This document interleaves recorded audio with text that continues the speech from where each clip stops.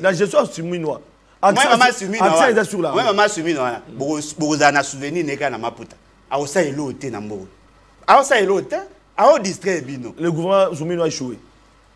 Il est mort déjà dans un échec.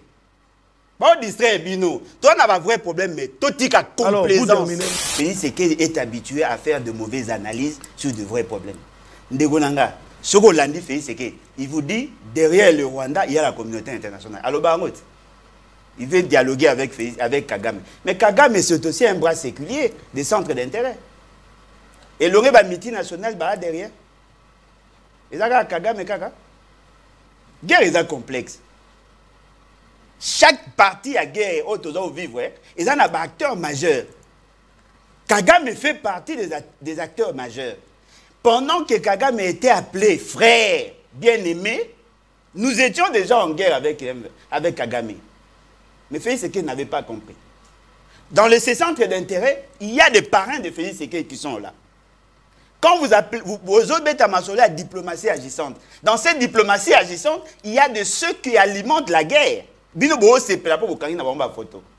Je tiens à vous rappeler, depuis 1999 jusqu'à aujourd'hui, plus de 70 résolutions à Conseil de sécurité sur la situation Est. Plus de 70? J'ai défié quiconque. Ah bon? Plus de 70 résolutions il y a Conseil de sécurité. Y a-t-il des avancées? Par rapport à représenter Bino, la question est plus complexe. La complexité de la question et là qu'on a qui sabino que ba cosina bino ba complice. Pourquoi on a insisté sur ces faits là?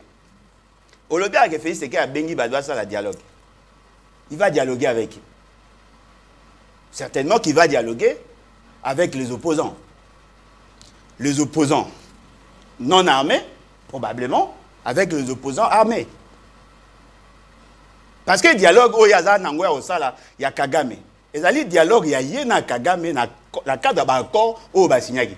Kagame a Solana M23. Il y a beaucoup Solana M23, mais il y a Solana Kagame. Même si à Solana Kagame, Kagame a dit qu'il y a Solana M23. Ça prend du temps. Mais pendant ces temps, pendant ces temps-là, l'exploitation et la richesse Nabiso, ils ont salé. Alors, le dialogue, c'est comme un camoza nango, ok, on va dialogue. C'est comme si fait c'est gars supporter pendant 30 secondes. Ah! Donc, il faut ça Félix Tshisekedi. Ah, on supporter ngate. Alors, ça bino. Bino ne bo casual dans sens à poil. N'ako c'est la vérité au supporter. Il y a des choses n'ako goloba pour des raisons d'état. Merci beaucoup. N'ako supporter présence ngate et le si on vous invite, qui va m'inviter? La commission aux organiser dialogue. Oh, bah il a okuta na biso. On a basango. Et casse. Mais c'est bon d'ailleurs nga reçu na fait secréta. Le basango de bakuta na liba na parti na. Bah toi tu sois na bon. Oui. Tu sois na bon. Mais initiative on a quand même de mona qui bozo ça. Bah il aider Félix Tshisekedi. Initiative basango na ba protestant pour na bino boyambi ngoni parce que d'autres formations politiques pour na été bande commission de l'union sacrée ont critiqué ont fustigé ces comportements basango même au Kinokuta bananga. Félix Tshisekedi mtateni ba. Nga go supporter nga na Félix Tshisekedi to fa insika monte. Et ministre na bino ya justice. Aibisa ki na ba église ba sangisa ba mbonga mabonza ba ko tikela ba ko pesa ba soutenir armée non? Na na keneko zo mbongo. Na otu na ministre de finance continue yo funga ba renouveler mbongo. Il est gars na dégérade. Nazo tuna. Il est gars na dégérade. Vous fungez mémoire pardon. Bandela nazo tuna. Bandela. Bino moni bino ezo kende. E kende na maboko nani? Maboko ya batu. Compte yate. Te na otuna. Nga ebita nga zaki na zaki. Ba pesa information. Wo pesa nga information. Na otuna. Dudu Famba ko yebisa biso numéro ya compte o ezwaki mbonga mabonza. Écoute na compte. Ya armée. Écoute na compte nini? Dudu Famba o dépôt côté na muta critique te. Il faut na yeba mbongo na eko. Po église na nga pe pesa. Faut boye bisa biso mbongo na congolais. Ya droit no congolais. Te nga pesa ki cotisation te mais église na nga pesa. Ba na nga ba na otika cotisation. Na otuna sikoyo. Mbongo na eko na compte nini? Comment bosali pour gérer cet argent? Il faut toyer bad. So bimisa ka mbongo à 27 millions pour la Covid. Balia. Ba pesi biso 366 millions de dollars na solidarité internationale. Balia. Si on lelo bo benga so to pesa mbongo. Oui, tondimi. Po ezamboka na biso po bokisi biso da soni. Mais dites-nous, bon on a besoin à combien? Parce que l'essentiel, il y a budget qui est na guerre. Tout ça qui est un budget à 16 milliards. Ce qui est ça qui armé 7 milliards. Oui, mais c'est ce que tu as ça, il y a un nini. Pour soda, ils ont les lanzalati, les lots. Et comme ils sont donnés, ils ont les mabo. Si tu as soutenu bateau, bah sérieux. Alors, moi, on va pas payer ce qu'il veut avoir un premier ministre yes man. Oya koloba alléluia amen na oya ligi. Oh, pour que tu résoudre les questions à Congo, il faudrait qu'il y ait un premier ministre qui soit en mesure de dire non na cartel à faire ce que. Bozoé? Bozoate. Alingi ba ministre ba oya, ba ça la vision na ye. En quoi c'est différent na oeza? En quoi c'est différent? Moi, il tente de la San City, il y a eu posé à des journalistes à mener la période. La San City avantage à gagner. Kabila va dépouiller le pouvoir. Tout le monde parlait. Tant que il y a l'inga qui est l'équité. Va imposer un nouvel ordre politique à toute la classe politique. Mais il y a les ali, Yemo Konzi, chef coutumier, à Obengasko va tout venez. Mouzitou, tu as un problème de payer des factures, viens. Et Yves Punga, aux informaticiens, le barama informatique, ils sont aux amtassés, il y a ceux qui viennent. Quand vous venez, vous voyez le roi dans la classe. Oh. Bon, ça est l'autre. Voilà, Baimboka, ba sentinelle Nyoso, la République démocratique du Congo, bande konabiso besoin midi banda ya mboka, na lobaka ete bozala ba sentinelle et longo biso Nyoso po ete tozali ko kengela mboka parce que mboka na biso zali kaka moko agression ya Rwanda na Congo ezali na ba conséquences pe bobi ete ba supplétif ya Rwanda to bengi ba M23 AFC et les autres bazali ko semer terreur na yango et sengeli un gouvernement d'union nationale. Oyo kosangisa ba Congolais nyoso ono ya cohésion nationale pona ko bundisa monguna bolanda ki mokonza mboka azalaki déterminé na conseil des ministres bokolanda bolanda ki pe oyo eleka ki parce que ezali ko senga ya solo ba Congolais esengeli basangana main tendue ya mwana mboka Félix Tshisekedi Tshilombo na ngambo opposition bande ko na biso ba kozwa ngo ndenge nini bolanda ki pe ba tobenga bango basango banganga nzambe ezana na église protestante olandaki tourner bazali ko sala pona koluka kimia cohésion boyokani ya bana mboka bolandaki bango pe na dernière sortie na bango médiatique ba tokuta na président Sassou pona kotalisa bosenga na ye ete yepe akota na likambo na lolenge pe président ya Kenya pe bakinaki kuna pona koloba ete esengeli bomoko na ngambo ya parti politique les BAT les vont nous bâtissons ya mwana mboka Alain Bolodjo bango bazali ko kanisa nini na o esengeli na ba Congolais kosangana situation sécuritaire na est le lot monde que Rwanda azali condamné à travers le Conseil de sécurité des Nations Unies to landi pe Union européenne kasi bango na ngambo ya les BAT ba ko kanisa nini voilà bande ko balandi to ko yamba invité na biso mais avant to yamba na sommaire ndenge na biso bino ete ya solo à travers ba tweet na biso to dai ko lobela likamita du gouvernement d'union nationale ce qui réalise ko sunga biso voilà to lobaki ete Félix Tshilombo a interdire na ba ministre ya gouvernement souminois ba poser ba acte na faveur na bango parce que formation il y a gouvernement d'union nationale na mission il y a ko silisa bitumba na est ko benga na ba M23 elinge banda kasi asengeli na batoyo ba kozala makasi po bana sunga ye alors na ngambo mosusu bande ko balandi boko mona toujours à travers tweet na biso to zali ko koba à travers tweet na biso agression rwandaise to lobela ki yango souminois a lancé campagne congolais Téléma. Après moi, Namboka Patrick Mouyaya a initié qui Bendele Koyate, Lelo Yo Bande Konyoso, Balobi, ba institution, Bolanda qui go. Il y a Madame la Première ministre, dans Oetali Likambo, il y a Bendele Koyate, tout derrière la patrie, pour Namboka, Congo, Congolais Téléma, pour Nakolobaïti, il y a solo Congolais, Bissonyoso et Sengeli et Totéléma.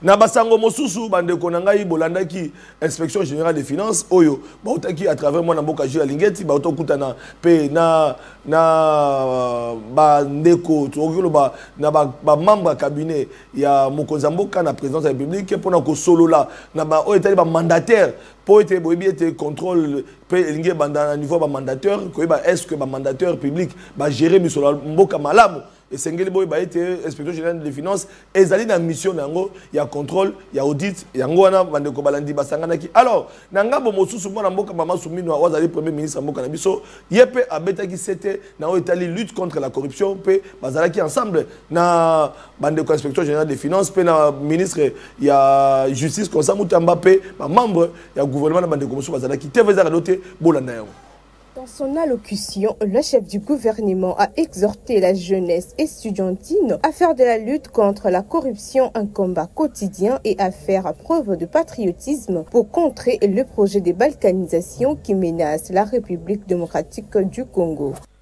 Vous êtes, vous les jeunes, l'avenir de la République démocratique du Congo, à jamais unis et indivisibles. Vous incarnez l'espoir d'une Afrique maître de son destin, qui prend toute la mesure de sa grandeur et sa place dans le concert des nations. Cette campagne que nous lançons aujourd'hui doit être un véritable mouvement national porté par et par vous, la jeunesse. Elle s'étendra tout au long de l'année et se déploiera dans les universités, les instituts supérieurs, les écoles, ainsi que dans tous les milieux des jeunes sur toute l'étendue du territoire national. La jeunesse doit s'approprier de cette question et en faire son combat. Par ailleurs, j'invite tous les membres du gouvernement à jouer leur partition dans la lutte contre la corruption et la promotion du patriotisme. Nous interpellons les jeunes aujourd'hui, mais ce n'est pas juste un problème des jeunes, cela nous concerne aussi. Au nom de son Excellence, Monsieur le Président de la République, chef de l'État, je déclare officiellement ouverte la campagne nationale de la lutte contre la corruption et d'appel au patriotisme. La chef du gouvernement veut faire de cette campagne un mouvement national pour conscientiser la jeunesse sur le patriotisme et la lutte contre la corruption. Considéré comme l'un des défenseurs de la lutte contre la corruption, Jules Alinguete, l'inspecteur général des finances, chef de service, a échangé avec les jeunes à propos des conséquences de la corruption sur le développement socio-économique du pays. En outre, cette activité a été marquée par les interventions de membres du gouvernement tels que le ministre de la Jeunesse, de l'Éducation nationale, de l'enseignement supérieur et universitaire, de la justice, du tourisme et de la formation professionnelle. Voilà, bande konangai, bolobuti kolanda ete jeunesse parce que édifié na oitali lutte contre la corruption, bomoni présence il y a moi Mboka Jules Alinguete, bomoni présence il y a maman ministre, premier ministre ya Mboka na biso pona koloba ete ya solo message lekaki ba jeune ba yokaki pe na banzi ete ba oyo bazali ba membre du gouvernement pe ba yebi et puis tout ba mandataire public e bandi IGF to bakango ete chien méchant Alinguete alligator ndenge to benga gendarme de la République alingako ka solo ya ba miyibité. Voilà Yambaloyo, bazo kitana otali ba entreprise publique pe ba mandataire bazala ki déjà sensibiliser na niveau ya présidence pour ba ete ya solo kuna secteur wana esengeli kotala pe makambango des ali kokende. Voilà, comme annoncé bande ko balandi to ko beta c'était na otali agression rwandaise zali ko lobelango bomoko autour il y a question oyo ya gouvernement d'union nationale bonanda ki mona mboka Joseph Kabila pe a se prononcer qui autour ya question wana na tribune na ye bolanda ki mona mboka Martin Fayulu pe a se prononcer qui pe bande ko mususu kasi bande ko ale bad avec Ale Bolodjoa oyo tout ça dit plus de 2-3 semaines to yambaka esouté. Voilà opportunité pe sami de lo bande ko baladi tout dans la bino ezali e yanonaye boza na brancher parce que ba numéro ezali affiché beaucoup na message na bino na WhatsApp pour bande ko bazwa mi libana mboka beaucoup to répondre ba question na ba bazwa mi awa na SMS na banzi ba question nyoso mwana mboka Ale Bolodjoa akosola na bino à cœur ouvert. Moi, Mboka Ale Bolodjoa, bienvenue dans le plateau, Tobengango, tribune d'honneur. Merci beaucoup. Voilà, plateau d'honneur pour nous koyamba bino ba nganga mayele ba obozo kanisa mboka na kati ya bolingo solo. Na banzi ke Ale Bolodjoa okotrahi mboka note Congo et Kolomboka na. Parce que question est bani lelo point. Ya otrahi mboka ou ya otrahi te lelo point. Na bota mboka komi agressé. Quand komona ba kongomani ebele ba kokota na je ya ba dongolo. Miso yango tongi to bananu ya liboso avo vanda Ale Bolodjoa mboke kotala au drapeau petelemi est-ce que okotrahi ekolomboka na ote. Mais pourquoi bo bani question na lelo? Et là on est à sigi ba ki sami lelo o bo poser question. C'est comme si il y a un événement salami na simananga na yebakite. Oh. Pour mes amis. Regardez non yamba on a tout mis tout là. Ya on a pena kama. Okotrahi non na ningi on dit mal okotrahi mboka. Question na lelo. Pour qu'on ait une émission à plus de 10 ans. Mais question au train, beaucoup na tout mais opposer le sur point. Voilà, Alain Bolondia beaucoup répondre tout Fanda. Alain Bolondia réponse na manière. On peut réponse c'était parce que ma congolais, baseli réponse wana mais basali satisfait na base que te ba question na bango. Alors, moi na mboka Alain Bolondia. Lelo yo situation ya est ezali ko préoccuper ba congomani. Tozomona lelo yo bande ko naso bazali ko kufa na est et sengeli bande ko naso ba telema bolanda ki pe initiative ya madame la première ministre ya mboka na biso o ya sengeli pe na ba congolais nyoso ba telema autour ya question o ezali ko kabola mboka lelo yo yo lo biboni to banana wana mbamo. Bon, je pense que na molimo na ngai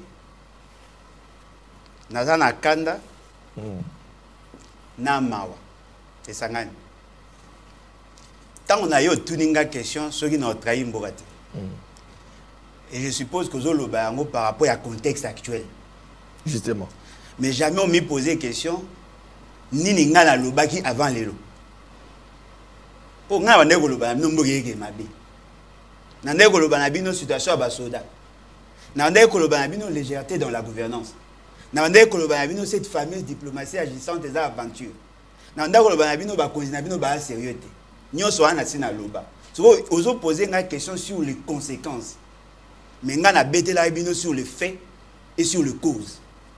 Nga mutako poser une question na zate na peut sa réponse ta. Oh mon amour parce que tu as prédit, tu as parlé batu bayo kiote mais oyebi ke likambo ya diplomatie ya diplomatie oyebi ke gouvernement mboka bundi bomoni ba voyage ya mokonza mboka bona ko ba ete ezo futa te lelo yo ba voyage ya mokonza mboka e futi to moni conseil de sécurité ya Nations Unies et condamné Rwanda to moni Union européenne et condamné Rwanda quand même ba voyage na o bino na opposition oza ko ba ete mbongo alete zo kinde mais bango bande ko sacré bazali ete ezali diplomatie agissante a voyager cast a continuer à voyager ce qui est futaki a continuer à voyager a kenda tambola omoni eloko mo eza vrai ti toné ko ba boboye ko yoka biso lelo boyoka ta biso po so boyoka biso te to tomber sur kana ba mêmes erreurs pourquoi o biso to monaki il y a de cela 4 ans bino bomoni on lelo et puis bo boulé loko eza innovation te ngana yeba yeke to koma situation then nenge to komi aboko mo yo ebaki ndeni oh mais yo po yebaki le baka po tango bande ko pepede bazokatsa na bazokende kokutana na bataille de PSP bande ko IDPS badani oh mais bataille de PSP ba na FC ba M23 na la ça muto azaki sécurisé par garde républicaine comme communicateur ya nanga sécurisé communicateur lelo ah mais alors il était sécurisé ici par la garde républicaine aujourd'hui il est communicateur ya nanga il est membre de l'UDPS. Comment bon on a posé ça c'est la bonne publicité bon on a posé ça to trouver solution na problème à Congo voilà boyo ka pe bisona loba kasi tozoka voilà les arandé boy mboka zoka loba mboka ça ni mboka bato bande ko bakolanda voilà na minute bato so bavandi bakoka ale bolonjo na fauteuil d'honneur cette fois na CP na liboso ya mbanga liko mais ce qu'on a moi penza ça y est et là on a ina loba un peuple congolais za boy to mona ba conséquence il y a maladresse na indiscipline na biso aujourd'hui une bonne partie à Congo ils en a maboko ya ba assaillant na ko rappeler bino te ndenge ni ba komi sika baza po boyebi na loba ngo déjà mais na oyebi sa bino les dangers qu'il y a derrière tout ce qui s'est fait et l'ampleur que cela va prendre calamité kalate ah bon bazui Nord Kivu bazui Sud Kivu une bonne partie ndenge bazui wana boyeba yango ke baza ko s'organiser ne to loba baza ko s'organiser pour baza katanga baza ko s'organiser pour baza Grande Orientale c'est le poumon de notre économie ba proposer ki bino budget il y a 18 milliards et de poussière sans cette zone on n'atteindra jamais cet objectif financier ceux qui doivent atteindre l'objectif financier il y aura grande sociale du fait que l'essentiel il y a budget auto loi qui pour soutenir l'administration, la fonctionnalité, la défense et ainsi de suite. Tous en a difficulté à financer. Ceux qui ont la difficulté à financer, on quittera le degré à crise n'engue tous nango. Tout comme en a grande sociale il y a makasi. Où ils allaient que la guerre civile peut aussi commencer à Kinshasa. Bande loko. Ils ont avertissement, message au PSOB. Ceux qui t'ont quitté, t'ont cité, les loyaux, t'ont sécurisé côté Wanate, t'ont comme la difficulté. Et puis, Eko Bandana Kinshasa, c'est-à-dire, Nzala, Eko Tina Kinshasa, Grogny, grève. On comprend déjà, toutes les régies financières. Maximiser la recette dans le secteur, essentiellement le secteur minier. Taxes. Impôts, redevance, mingo ekotaka, ou soutenir budget na biso ezakuna. Même le domaine du transport, et dans le domaine il y a douane nyonso wana et dépendant akuna. Bazui Nord Kivu, une bonne partie. Bazui Sud Kivu, c'est-à-dire que il y a une bonne partie à Congo qui participe à budget. Pourquoi bazo attaquer ma casté suppose? Qu'est-ce qu'ils font de militaires? Oh bazala qui a biso au bango bakangi. Apparemment, il y a une formation. Il y a nombre de militaires et milices pour préparer un assaut. Enjeu majeur dans Bango, c'est les Katanga. Ceux qui ont une bonne partie à Katanga, ils auront la capacité de négocier avec les multinationales et éventuellement être parrainés par eux. Donc c'est que l'Union européenne, parce que les autres qui sont en Mboka, les Congolais, ils allaient mindele na sima ba Congomani, les colonisation échangea, forme de l'eau comment les Congolais, comme ils trahir Mboka, au profit il y a mindele, il y a occidentaux. Échangea, les Arabes bandaka, tous embargo point. Parce que l'UDPS a soutenu qui mindele contre Mobutu, non? Aujourd'hui, il y a des Congolais qui soutiennent la vision Wana justement parce qu'ils veulent se positionner. Tout ça, parce que nous n'avons pas tenu compte de la variante où ils ont expliqué la situation. Tant que nous avons la bonne gouvernance, lutter contre la corruption, affecter rationnellement l'argent que nous avons, réduire les inégalités sociales entre les politiciens et le reste de l'administration, soutenir notre armée. Lorsque nous disions ça, que s'il y a dysfonctionnement, dérèglement, il y a fonctionnalité, conséquence et qu'on prédisposer battre la corruption et éventuellement, comment la situation est allée. To lobby bon menacer de mort, d'arrestation, to ce qui est grave. On est en face de cette situation, au regard de l'évolution de Yango, mais nous gardons le même comportement et la même indiscipline. Voilà, place on a parce que au moins même la thématique de crise sécuritaire en RDC, la guerre d'opinion ou la recherche de solutions. Dans Ngonga Oyo, il y a une thématique durant tous ces moments est-ce que tu dans la guerre d'opinion ou à lobby tu peux te solution. Alors moi na les bolodjoa, on peut ça makanisi. Au lobby et là comment il y a malonga et retenir attention nanga, au lobby était malgré ma cambo yo comme la biso toujours garder même comportement. Place on a olingi kolobani. Na lobabwe. Voilà. Bon, moi, on a un silica dans l'organisation à francophonie. Ah, avant le détournement, on est seulement. Parce que na yeba que mbongo ane ko servir biso, tout recruter ba jeune, tout former ba to préparer guerre aux alliés. OK. Au moins tant qu'on opposition bosu mo na les bad. Déjà to loba ngoka. Ah d'accord. Fais ce qui pas yebi na loba. Au moins tant na yeko loba bino bo wela ko tonga centre financier té. Parce que je savais que Mbongo a investi dans l'armée, dans le service à sécurité, dans le service spécialisé, pour nous préserver de la crise qu'il y a aujourd'hui. Au moins, on a la presser à embrasser n'importe quel pays. Parce que les calculs n'ont pas retombé. Ce que nous vivons aujourd'hui, ça a été prédit, pas seulement par moi, par tous ceux qui étaient conscients. Aujourd'hui, la jeunesse a se mobiliser dans l'armée. Hier, la jeunesse a soutenir le concert. Vous comprenez? C'est-à-dire que pendant que vous étiez distraits, les autres sont organisés pour nous assaillir. Les autres ont subi l'indiscipline. Aujourd'hui, nous constatons fort malheureusement cette indiscipline continue. La légèreté dans le raisonnement. Yoka, raisonnement à bata pouvoir. Bon, il y a Félix Sekedi. Pour que na raisonnement à barote. Abiboui.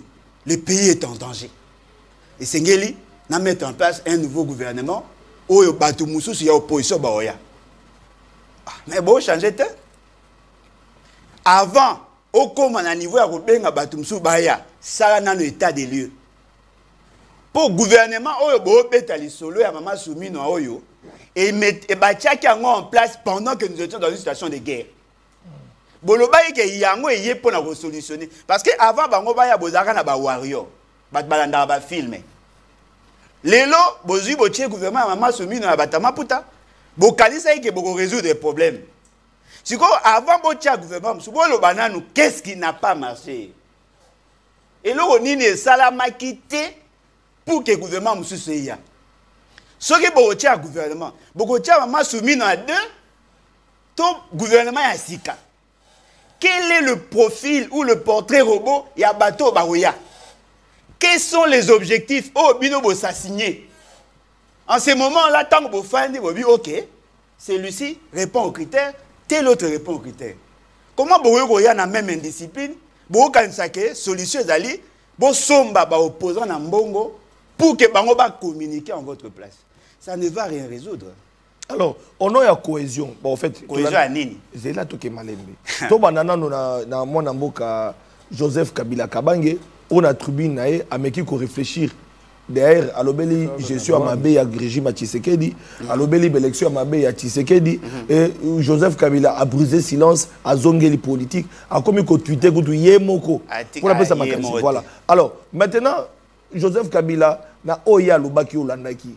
Avant tout, interview, il y a interview, il y a Liboso, il y a Namibi, la tribune, il y a Sekmaki, il y a Bissabiso, ma candidat Joseph Kabila n'a sorti n'a médiatique. Est-ce que vous allez rater? Topé à lobby makambo tant qu'on va essayer de dialoguer et bah lobby que voilà ça dit pareil à M23 ça dit pareil parce que oui, non il y a eu de critiques il y a opinion mon fils le bas Félix c'est Yewana suko au masque quoi et que yenda ça dit pareil à Nanga alors dites-moi aujourd'hui qu'est-ce que nous pouvons retenir na bato ba oloba na mambo boyoka il y a pas de sérieux dans ce qui est dit ça veut dire il y a Liboso Nanga n'est-ce pas qu'il a été jugé et condamné. Oui. Qu'est-ce qui manque que va juger, va condamner Kabila? Bolobi et Kabila Moutaza derrière les 1-23. Mais Nanga et sa bande ont été jugés et condamnés. Bokangi Bilo Onaye, Bobi Bote Kamon à vente publique. Nanga. Si vous Kabila Boye Bipe que Ye Moutaza na 1-23. Et là on y bozo zela pour que bo sambisa Kabila, bo condamné, bo saisi va bien. Peut-être pour un gros poisson. Oh, mais gros poisson par rapport à quoi?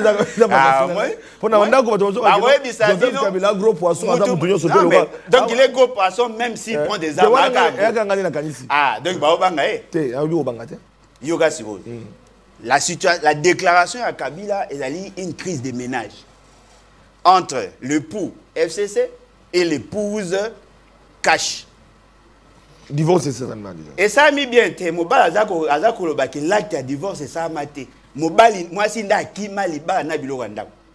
c'est ce que Kabila a dit. Kabila a dit la crise a commencé en 2021. Quelle est la crise qui a commencé en 2021? La crise FCC Cash. Mais Kabila ne vous a pas dit que la crise sociétale que nous vivons aujourd'hui est la crise il y a 2018. Et précisément en 2019, le 10 janvier 2019, lorsqu'on proclamait Félix Tshisekedi président. Non, c'est une corrélation entre 2019 et 2021. Kabila a dit, Nanga a dit, c'est eux qui auraient donné le pouvoir à Félix Tshisekedi. Kabila a dit, majorité Zalaki Aye, Félix Tshisekedi a déjoué Bango, il n'a pas respecté l'accord au Bassignaki entre Bango. C'est-à-dire qu'il y a une corrélation entre les deux. Cet acte-là, il y a accord na Bango, et par rapport à la forfaiture, il y a le 10 janvier 2019. Vous comprenez? C'est-à-dire que le fait seulement qu'ils ont triché ensemble. Et comme il y a un Mbongo, il y a Bangi, il y a Kabolate, c'est tellement que parti Moko et Pessi Kanda pour balayer Mbongo, a ligné si quoi même un dossier dans le public, mais bah au bout il y a la vérité. Félix Tshisekedi a trahi l'accord. Quel accord? L'accord de faire de lui président sans être élu. Au moins qu'il y a une crise. Mais il y a beaucoup de choses en 2019 à 2021. Mais au-delà de tout, mauvaise gestion, il a raison. Détournement de fonds, il a raison. Les arrestations arbitraires, il a raison. L'intimidation, exilé politique, il a raison. Mais là où il a fauté, il a voulu limiter la crise à Congo par rapport à la crise FCC Cash. Mais nous avons commencé à fustiger la crise 2019. Donc, je comprends que Moutouna Moutou a prêché Chapelle. Je voudrais encore vous amener d'autres éléments. L'accord au Kabila a réclamé, Yango Anandanga a réclamé. Qu'est-ce qui s'est passé? Kabila a signé un accord avec Félix Tshisekedi. Le médiateur ou la personne, le trait d'union, c'était qui? C'était Nanga. Félix Tshisekedi a signé un accord avec Kagame. Kagame aussi revendique le respect à l'accord. Le trait d'union était qui? M23. Ce qui est surprenant. Les traits d'union à Kabila, Basanga il y a un trait d'union à Nanga pour combattre entre guillemets Félix Tshisekedi. Alors, alors, mais si tu sois d'accord, Nanga l'a dit, même avant qu'il y ait d'exil, à Salah Bémission, je pense même à la télé 50. Hein. Oui. Et pas Jean-Marie Kassamba. Oui, avec mon aîné Jean-Marie Kassamba, si. Il en a parlé. Mais les fameux accords, mon en a été même accord à Nairobi, même Tango Batnekwa, UNC Vital Kamere. Il y avait accord d'abord entre. Félix Tshisekedi na Vital Kamere oui. Tour Mongo zu Tour Mongo mais Olandaka bande quoi il pèse batuna bande quoi UNC accord ngo zalaka mais même biso ba tout le monde ba accord allez bolonjoa quand nous parlons d'accord quand on parle d'un accord ngo zalaka pour mona nakati mais ngasko na okamwa ndeni batayi DPS ba ko poser question accord ngo ezawapi accord au Cameroun na Félix Tshisekedi ba signaka et ça mara na Nairobi à l'issue de la signature de l'accord ils ont fait une déclaration conjointe. C'est Félix Tshisekedi qui a dit 55 ans. Félix Tshisekedi il a fait une déclaration. Ba organiser un point de presse. Ba on balanda ngote. Pour la narabangote Emile Mebunga. Et là on a une aïbsayo ya sur les alliés que il y a des accords au yo monate mais ça existe. Mais accord entre Rwanda et RDC. Est-ce que les gens peuvent prouver accord entre Félix Tshisekedi et Kamere? Oh non, Kamere, Félix Tshisekedi et Kabila. Ça existe. Félix Tshisekedi en a parlé. Non, mais ça existe. Kabila a signé. Les effets n'ango ezali. Les effets n'ango ezali. Radio Trottoir. Mais Radio Trottoir ndeni parce que basaka union nani FCC cash na bango sur base d'un accord. Au monango. Yo mona FCC cash te. Au monagati. Au monde entier, non, mais Koufa sur base de quoi? Quelle déclaration? Mais ça la mara sur papier, non? Il y a des États où va cristalliser en gros. Ce qu'on monnaie le lot Kabila, Zongi na scène, alors ça va déclaration. Il revendique quelque chose qui est reconnu au niveau international. Voilà, Bande Kobalanda, nous allons du côté de la régie. Tolanda, moi, Namboka Joseph Kabila, na interview na Namibie. 2001 was. We believe all foreign troops have to leave the Congo in order for peace to be achieved.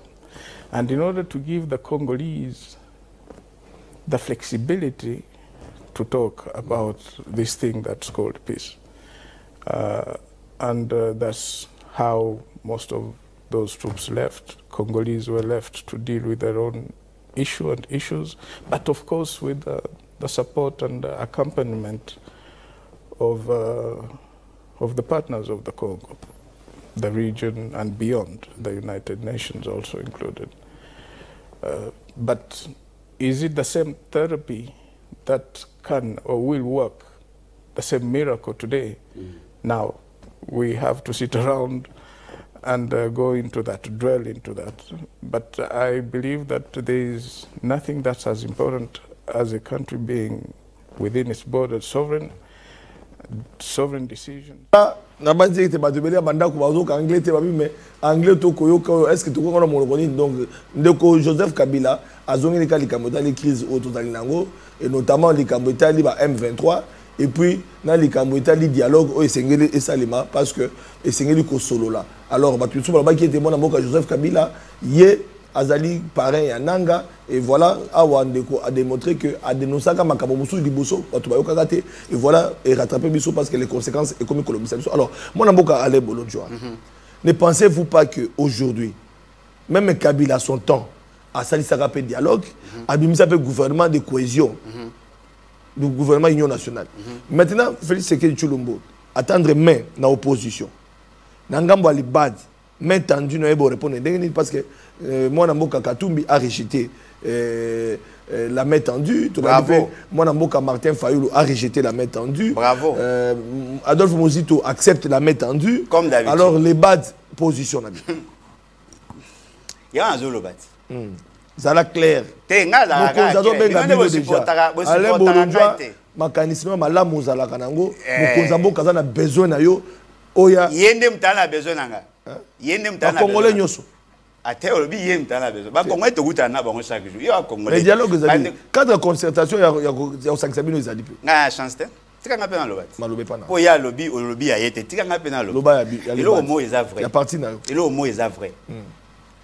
On ne peut pas dire que ça mutu na maladie sans faire un bon diagnostic. Ce qu'on sali diagnostic à Mabé, thérapie aux Mabé. Parce que généralement, les gens ont l'habitude d'apporter des solutions symptomatiques. Le gozo kamutu passe donc ils ont malaria. Non. Il faut au benana makila, au kenango na laboratoire, batali yango na microscope. Bah monique microbe moreza wa yango ne espèce à malaria donc on a la malaria. Au moins on a la même réponse mais l'autre réponse est dans la certitude. Quand vous administrez le molécule, vous résolvez le problème. Yoga fait ce qu'il dit. Opposition à pété. Opposition à Nzala. Le pays est en danger, venez manger et taisez-vous. Ah, quelle facilité. Le pays est en danger, venez manger et taisez-vous. Alors, gouvernement ça veut dire quoi? Venez manger, non? Et taisez-vous. La démocratie, tais-toi et mange. Non. Ce qu'on réussit, tu réfléchir sur les causes et les conséquences. En ce moment, attends, ça le diagnostic. Si c'est toi la maladie, on t'enlève. Oh, malé. Il y a une différence entre Oazo la Siko et Union Sacrée. Donc, en région de France, qui dit que pour le gouvernement était Kabila. Joseph Kabila doit partir. Non, oui. Il y a le beurre Diongo dit que non, le dialogue avec le gouvernement était une solution. Non, solution pour Nabango, c'est le départ de Félix Tshisekedi Tshilombo. Vous allez après départ, dialogue. Le départ, il y a Moutou, en plein mandat. Et ça, la constitution de Nambo Kanine. Bon, si vous avez la constitution de Nambo Kanine, il va bien l'opposition au côté du gouvernement. Et ça, arrangement. Mais tout dans le cas de crise. Nous sommes agressés par un pays voisin. Congolais, c'est un téléma. Acte illégal et la qui est agressé par un pays. On a dit Conseil de sécurité des Nations Unies. Au Conseil de sécurité des Nations Unies, le but que nous sommes agressés par le Rwanda. Rwanda, oui. Armée étrangère, ça va soutenir un peu. Alors, le troupe là, il faut que acte en interne pour que nous sommes agressés par le Rwanda. Si nous sommes agressés par le Rwanda, on va déclarer la guerre. Tout ça, là, on te pointe. Ceci, le monde n'est pas en noir et blanc. Oyoki. Quand A, il y a Nanga. Oyoki quand B, il y a Félix. Yo ka pe bisot. Yo zo ingana me ma raisonnement na ngai na oya bango ndeli. Te okati nga maloba te. Ozo lingo conditionner raisonnement na nga. Bon maloba pa na ozala libre. Troisième voie. Ozala libre, ozala na tribune d'honneur, ozali na fauteuil d'honneur, maloba pa na. Na CP na kiti. Maloba pa na. Et logo ezali vrai. Il y a effectivement une crise multidimensionnelle. Toi na ba crise ebelé et sangani. La crise aux intéressés, Yosiko, ils allaient crise militaire. Oyo, un groupe d'assaillants, ko agressé, biso namboga na biso. Voilà. Sans oublier, yepo, ndego na biso asala ki maladresse, abengi bango maladroitement, apesi bango ba condition pour nous agresser, et échapper na contrôle na ye, à ce qu'on a posé à Toya, tout ça l'assemblant, comme si on veut résoudre le problème. Félix, c'est qu'il fait partie du complot. Du complot négatif. Complot, toujours vivre. Il en fait partie. Dans les raisonnements triangulaires. Félix était en contact avec Kabila via Nanga. Félix était en contact avec M23, trait d'union M23. Avec Kagame, trait d'union M23. Nanga, qui trait d'union entre Kabila et Félix. Basanga y a trait d'union entre Kabila et Félix et na Kagame. Basali AFC. Bas M23. Nous sommes en guerre. Quel est notre comportement vis-à-vis ya bateau Mabé? Qu'est-ce que nous n'avons pas pu faire et pourquoi? Si tu réponds à ma question, vous remarquez facilement on ne peut pas faire confiance à Félix. Alors, mais tant on a que Zika, dengue bande comme ça, tant nyoka kuti nandako.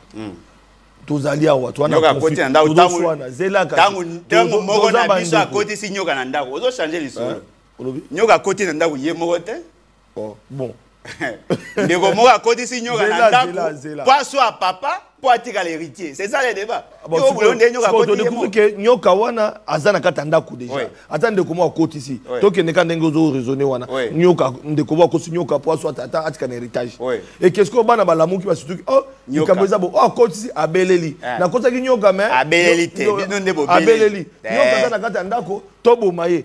Est-ce que moi j'ai botiki na ko soana ana nyoka msuna loboko azolinga siko tango boza disque boke kuna po ya bimsa nyoka allez bon exemple yango pourquoi opposition na biso pendant période où tozana yango ya crise et agression rwandaise to koza na bomo côté mais yazo le bati so ito toza na bomoko na sembo te voilà na sembo alors bino bolingi to kosa po toza na bomoko non donc d'après vous dialogue oyoyo wapi dialogue a fait ce qui a boyaki. Comment ça entend que Fayouk a ça demande à dialogue fait ce qui a boyaki hein? Voilà. La correspondance était mon amboka tous éléments mon amboka Félix Chilombo qui donne une raison par rapport à la situation autour du dialogue. Avec des pantins. Les pantins ne vont jamais parler de leurs problèmes. Les pantins, quand ils sont en face de vous, ils vont répéter le message de leur maître. Alors, tant qu'à faire, je préfère parler avec leur maître. Et quand vous avez vu, nous avons parlé avec leur maître. Nous sommes arrivés au 15 décembre. Qu'est-ce qui s'est passé? Il a fui. Dialogue, oui, je veux un dialogue, mais dialogue pour qu'on foute la paix définitivement à mon pays. Qu'on nous laisse évoluer tranquillement vers notre développement. Je ne veux pas de dialogue pour qu'on se retrouve encore avec des brassages et des mixages qui, dans quelques années, vont donner encore lieu à des guerres. Avec des pantins. Les pantins ne vont jamais parler de leurs problèmes. Les pantins, quand ils sont en face de vous, ils vont répéter le message de leur maître. Alors, tant qu'à faire, je préfère parler avec leur maître. Et quand vous avez vu, nous avons parlé avec leur maître. Nous sommes arrivés au 15 décembre. Qu'est-ce qui s'est passé? Il a fui. Dialogue, oui, je veux un dialogue, mais dialogue pour qu'on foute la paix définitivement à mon pays. Qu'on nous laisse évoluer tranquillement vers notre développement. Je ne veux pas de dialogue pour qu'on se retrouve encore avec des brassages et des mixages qui, dans quelques années, vont donner encore lieu à des guerres. Voilà, Mokonzi Mboka a pris position. On dialogue, s'il faut dialoguer, les Congo, le président de la République a dialogué avec le président rwandais. Parce que les Mboka, 30 ans c'est beaucoup, 30 ans c'est trop. Congolais c'est un téléma. Bon, on a combattu la belle nabiso. Donc, Mokonzi Mboka lobi. Akosolola na maître na bango ba pantente c'est-à-dire ba M23 parce que bango bazali nourri ezana moto oyo ezali na mboko ezali ko alimenter bango pona ko silisa bitumbo yo asolola na bango lokola communauté internationale pe ba yebi ba sengi dialogue wana andimi dialogue na président na bango po makambo ya mboko esi la mbala moko mona mboka le bolojo n'est-ce pas cette fois-ci au contredire bisoté. Il y a un problème. Au contraire, l'opinion OET, ils ont candidaté parce qu'ils ont la communauté internationale à travers le Conseil de sécurité des Nations Unies, ils ont la résolution de l'Union européenne, Hollande qui a condamné Rwanda, puis parce que Rwanda a quitté Mabele Nabiso et puis tout dialoguer. Tout dialoguer nan. Mon conservé a kosolo na ba M23. Ils ont insisté à mon conservé na mon angolo quoi intimidation. Tout dialoguer nan. Ils ont intimidé OT. Il y a un zolo bat. Voilà. Na Kagame, on va agresser biso. Trop c'est trop. Au moins des raisonnements. Au moins des raisonnements wana. Ce qu'on cueille en profondeur, on remarqué, il n'a pas évolué. Il a changé de position. Félix Tshisekedi est habitué à faire de mauvaises analyses sur de vrais problèmes. Ndegonanga, ce qu'on l'a dit Félix Tshisekedi, il vous dit derrière le Rwanda, il y a la communauté internationale. Alors Bangot, il veut dialoguer avec Kagame. Mais Kagame c'est aussi un bras séculier des centres d'intérêt. Et l'aurait ba multinational bah derrière. Et ça, Kagame, Kaka. Guerre est un complexe. Chaque parti à guerre, au vivre, ils ont un acteur majeur. Kagame fait partie des acteurs majeurs. Pendant que Kagame était appelé frère, bien-aimé, nous étions déjà en guerre avec Kagame. Mais Félix Tshisekedi n'avait pas compris. Dans ces centres d'intérêt, il y a des parrains de Félix Tshisekedi qui sont là. Quand vous appelez, vous êtes à la diplomatie agissante. Dans cette diplomatie agissante, il y a de ceux qui alimentent la guerre. Je tiens à vous rappeler, depuis 1999 jusqu'à aujourd'hui, plus de 70 résolutions à Conseil de sécurité sur la situation Est. Plus de 70. J'ai défié quiconque. Ah bon? Plus de 70 résolutions, il y a Conseil de sécurité. Y a-t-il des avancées? La transversalité de la question. Mais pourquoi ne respecter la résolution? Parce que pourquoi le mouvement rebelle va respecter? Tant qu'ils ont le tampon, Tovanda, le Congo a respecté, le FADC va respecter, mais Bango va respecter. Ils vont violer le corps. Oui, parce que Bino, soi-disant qu'on représente Bino, ne sont pas sérieux. Ils sont dans le complot. Ah, Biso mo Congo. Biso mo ba namboka tout dans le complot. Oui, ou tocha moko. Yoka pe biso. Nangina Bino que la situation telle que nous la vivons aujourd'hui est la ligne transversale. Bolong na ba raisonnement na Bino par rapport à au ba représenter Bino. La question est plus complexe. La complexité de la question wana et là qu'on la ki Bino que ba cause na Bino ba complice. Pourquoi nous avons insisté sur ces faits là? Aujourd'hui, avec Félix Tshisekedi a bengi ba doit ça la dialogue. Il va dialoguer avec qui? Certainement qu'il va dialoguer avec les opposants. Les opposants non armés, probablement, avec les opposants armés. Parce que le dialogue, il y a Kagame. Et le dialogue, il y a Kagame, la cadre d'accord, il y a signé. Kagame a Solana M23. Il y a beaucoup de M23, mais il y a Solana Kagame. Même si il y a Solana Kagame, Kagame a Solana M23. Ça prend du temps. Mais pendant ces temps, pendant ces temps-là, l'exploitation et la richesse Nabiso, ils ont salé. Donc, on a débat, on a débat.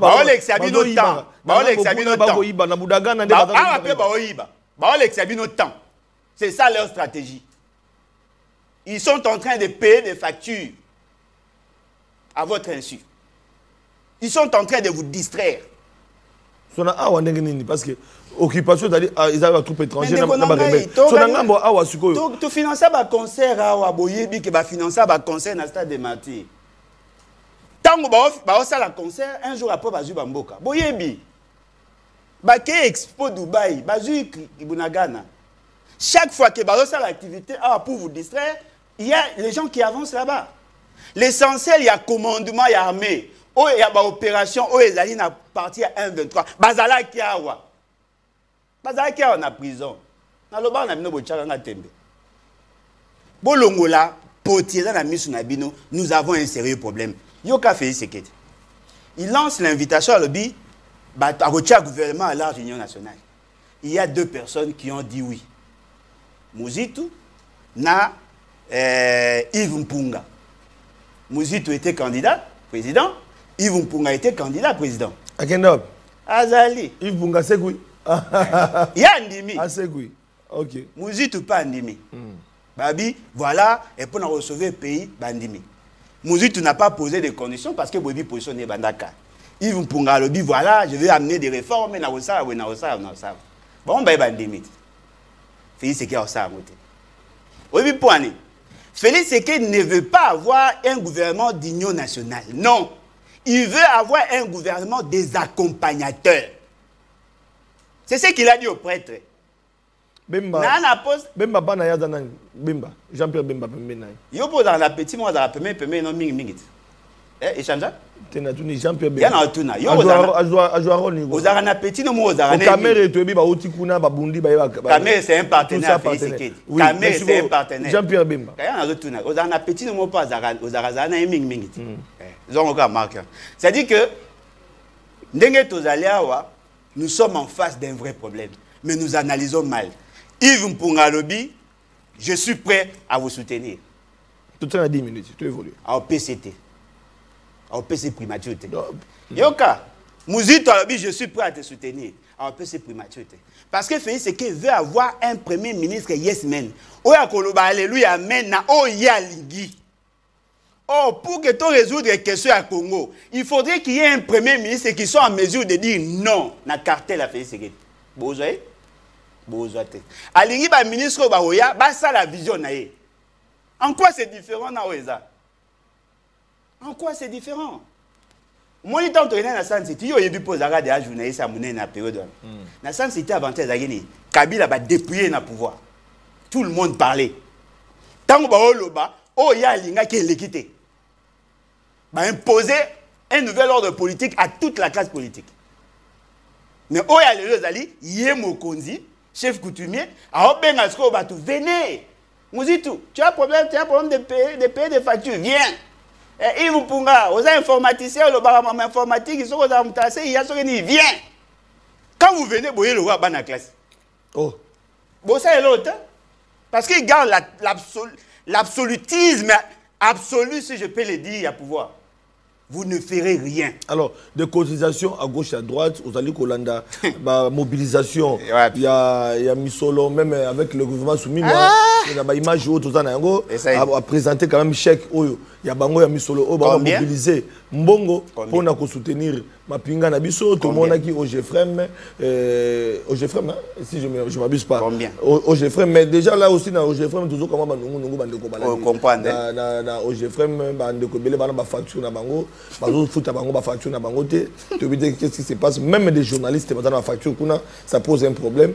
Au niveau de OGFREM, maintenant, on aime tout le monde, mais parce que le banzi était tout le monde na DG Mokambi, il y a Fonem, il y a Onem, Monamboka, Fanon, Beya, pour que il y a solo to comprendre qu'est-ce qui se passe exactement dans l'accusation portée contre eux par rapport à la malversation financière et c'est alors tous on dit que dans Monamboka allez bolodja parce que cette question m'a préoccupé tant on a eu kanisa makambo il y a mobilisation de il y a Mbongo ba Congomani ba 5 même na mama bi popula ata 500 fois ko pesa congolais nyonso to se mobiliser to téléma pour soutenir FRDC quand même là ça va. On doit soutenir l'armée, donner les moyens à notre armée. C'est ça, soutenir l'armée. Mais même pour apparemment, vous avez pour l'armée en matin. Apparemment, vous avez pour l'armée. Je suis en opposition. Il y a un malam. Pour balobi na bino bo sangisa mbongo bo pesa na armée. Armée bo pesa na armée, bo pesa na bato. Na poser une question. Et ministre na bino ya justice. Aibisa ki na l'église ba sangisa mbongo mabonza ba ko tikela ba ko pesa ba soutenir armée non na la nego zambon na tout na ministre de finance continue yo funga ba renouveler mbongo il est gars na dégerat na zo tuna il est gars na dégerat vous funga zo mémoire pardon bandela na zo tuna bandela bino moni bino ezo kende kende na maboko nani maboko ya bato compte ya te na o tuna nga ebitanga zaki na ba pesa information wo pesa nga information na o tuna Doudou Famba, vous avez son numéro, il y a compte, où est-ce qu'il y a mabonza, écoute na compte. Il y a armée. Écoute na compte nini. Doudou Famba, oui dépôt côté na muta critiquer. Il faut na yé ba mbongo na ko. Pour église na nga pepe ça. Faut boye bisa biso mbongo na congolais. Il y a droit no congolais. Te nga apesa ki cotisation te église na nga pesa. Ba na nga ba na otika cotisation. Na otu na sikoyo. Mbongo na côté na compte nini. Comment bosali pour gérer cet argent? Il faut to yeba. Et ça a été mon amtaki à Zui, bah bête bien le roi. J'ai vraiment pensé que le gouvernement pèse, mais tu as dit que le gouvernement pèse combien? Ah, on a aussi un zonga sous. Il y a un zoé bisa, yo quand un zoé bisa te. Eh yaka, toi na problème armé, toi c'est nga cotisation. Mais c'est Lukana ba na yo te, toi ebi ke ba obeta ba chuki. Ah, yo quand zoé ba. Toi na problème mbongo, boya, boy bisa biso d'abord pour que notre armée fonctionne de manière optimale, on a besoin de combien? L'État tient combien ils ont combien? C'est comme ça qu'on raisonne dans l'État. Parce que le rumeur est livré. Na moni Jean Pierre Bembaké na Grand Équateur. Ils ont mobilisé les jeunes bailleurs en armée. C'est que j'ai constaté la désorganisation. Félix Tshisekedi dit, na moni action ponctuelle, chaque ministre est monsieur bazo téléma. Oui, mais il faut sensibiliser. Non, mais il faut que ça soit une politique gouvernementale. Article 63 Constitution quand même moi. Oh, il y a un zolo ba. Comment ça téléma? Kasi ça mabé. Il faut sensibiliser quitter Wenze. Na la sensibiliser quand to longola bango ba sérieuxté. Yondo boya. Na ina ebisa yo ke Même si vous voulez mobiliser les gens, voilà. Il faut que ça soit fait de manière disciplinée et coordonnée. Alors, Baké ba bengi ba jeune. Na moni na aéroport, ba jeune ba ouler l'avion. Moni to la bisa, ba ouler l'avion. Ça c'est la désorganisation. Ba jeune nango to na bango besoin combien? Parce que na armée autozala ki nango liboso. Il semblerait qu'on avait 40 000 personnels na partie est à Congo déployés pour la guerre. Bateau baza ko attaquer biso basé belete Rwanda pesa ki bango 4 000. Il semblerait que babakisa ki 14 000. Prenons, ils sont au nombre de 20 000. Biso to a 40 000. Ndeni to gagner te. Si ko wana posa to bakisa ba jeune combien? Pendant combien de temps? Bakozala former wapi? Bakolia nini? Bakolala ndenge nini? Budget global ya formation ça combien? Moi, je suis salé loko oui, il y a un gap, toza ngambongo, autant, to se mobiliser. To bimisa ngambongo à 27 millions pour la Covid. Balia. Ba pesi biso 366 millions de dollars na solidarité internationale. Balia. Si vous voulez, vous benga to pesa mbongo. Oui, tondimi. Pour zamboka na biso pour bokisi biso da soni. Mais dites-nous, on a besoin de combien? Parce que l'essentiel, il y a budget qui est la guerre. Tout ça qui a un budget à 16 milliards. Ce qui est ça qui armé 7 milliards. Vous avez ça to yebat. Vous ça ina ngonini. Pour soda zo le lanzalati lelo. Et comme ils sont deni, bango baolia yo skula mabo. Boti va soutenir bateau ba sérieuxité. Alors moi la ba sérieuxté. On va pas faire la publicité de l'armée parce que l'armée zali Nangogo yo bato belé ba na syndicaté. Bon en fait on parle ba na syndicaté. Mais dans les cas de la zone opérationnelle, il faut soutenir l'armée, il faut donner les moyens à l'armée. Tu es d'accord? Nous ou l'État? L'État congolais. Il on a mis l'État, il faut faire moyen dans l'armée. Pour équiper l'armée. Bazangi. Mais il y a une mobilisation bandit. Maman premier ministre. Congolais tellement. Nous étions là. Congolais tellement. 300 et quelques mille. 300 et quelques mille dollars va payer. 300 et quelques mille dollars. Bah combien? Bah sur 55. Divisé en gros par nombre de temps qui est bandit. Bah payer combien par mois? Bah à combien? Soda, moi nani agent à l'État à combien? Moutazoration 40 000. Alors, mais parce qu'on parle de la réduction en train de vie, au gouvernement au réduction en train de vie. Oui. Maloba on a 2019. Maloba on a 2020. Maloba on a 2021. Maloba on a 2022. Maloba on a 2024. 23, 24. C'est quoi le là avec le gouvernement soumis noir. Nabidja a sali d'accord. Nabidja oh bah vota qui a sali réduction en train de vie. Allez, pour terminer, opposition politique dans Bourg-Nabiso. Vous voyez tout en noir. Il y a plus de 7 millions de déplacés, n'est-ce pas? Il y a eu autant de morts au Badbakoufi, n'est-ce pas? Soda, Zagi Botine, vous voyez bien, non? Tu es découragé. Non, il y a un agent, un sergent à deuxième classe, ça aura 237 000 francs. Vous voyez, bit. Mais ça a été programmé cette fois-ci. Cette fois-ci, quand? Le gouvernement la gestion souminois. Moi maman soumis na moi maman soumis na bozana souvenir neka na maputa aosa elote na mbo aosa elote ao distrait bino le gouvernement soumis a échoué yemo déjà dans un échec ba distrait bino toi n'a pas vrai problème mais totika complaisance. Alors pour terminer moi na mboka Alain Bolodjoa, qu'est-ce que nous pouvons retenir parce que nous sommes en période de crise. Oyebiango était Rwanda a agressé Bisso. FADC comme ça l'exploit. Tout le monde a moi des images il y a Wazalendo oui. Yo bien FADC comme Bisso Wazalendo. Wazalendo parce que Wazalendo FADC tout le bagage. Donc Banamboka comme ça l'exploit. Tout le monde a récupéré quelques parties et tout le monde a résistance au Bango ba M23 bazokuta nango parce que Wazalendo ba continue Kambwana. Mais Wazalendo les population les armées. Un mot pour ça. Un mot yani. Encourager les Wazalendo. Quoi ça va on? Mais vous allez mon amboka, l'oboko diriger Mboka. Nago diriger na bango. Nago diriger na bango, mais dans la discipline et dans l'ordre. Alors on encourager ba namboka te bazu. Nakwa ngam na encourager bango chaque jour. Bo il faut changer de nature. Nabi pesa malwaka za ba wazali. Netina lo ba netini. Ah. Ba trahi par ba dirigeant na bi. Ils sont trahis. Ils sont trahis. Non, mais attendez. Bino boyi to beta maboko. Mais bo le la résultat. Siko boyi bisanga. Tant bo benga soto dialogue. Poto ba makambo bino bolingi o biso to yebi. Alors na dialogue siko makambo za nango oki ko lobango na dialogue. Siko bo asu fait c'est gars au supporter nga pendant 30 secondes. Donc yo face à Félix Tshisekedi. Ah au supporter ngate.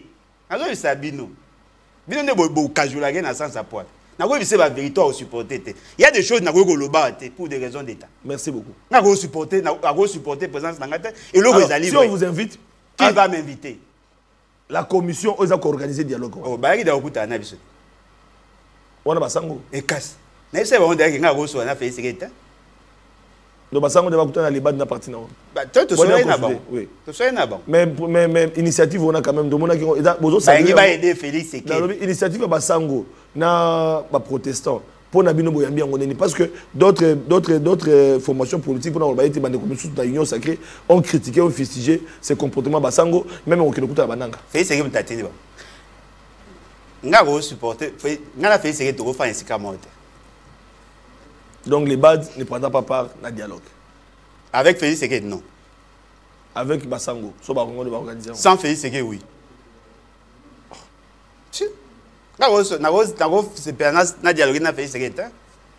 Mais comment dialogue sans il passe qu'il y a une solution. Voilà, Bandeko Balandi,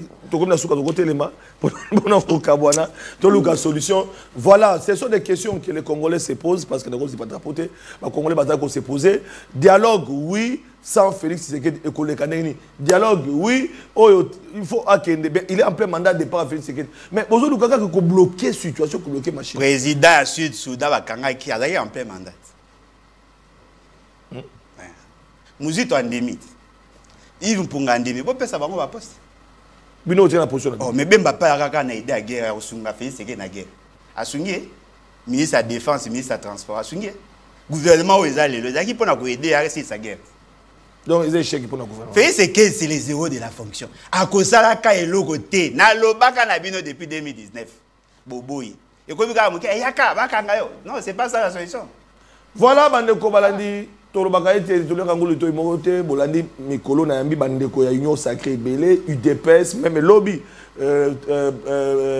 fauteuil d'honneur et yambaki Julien Bakokela bolandi mwana mboka ale mukuna loko ale mukuna cadre ya UDPS bolanda ki bango toujours na fauteuil d'honneur lelo to yambi ale bolonjoa na pourquoi toko yamba vice-premier ancien vice-président il y a l'Assemblée provinciale de la ville de Kinshasa, moi, Mboka, Francis Chibala, à cause de la mission, pour répondre à la question, toujours il y a Mboka, Mokolo Lobby, toujours dans la presse, et Penge, vous allez brancher, parce que TV Zaradoté, toujours continuer, toujours commettre un solo. Au milieu du village, Papa Sentinelle attaque Sinzili à Koyoka Batou, dans toute objectivité, neutralité, impartialité, pour que tout le Congo, Mboka, Nabiso, Baton, Mboka, allez, bon, des retours du pays. Au pessinga opportunité, au répondre à l'émission à l'évolution en ça.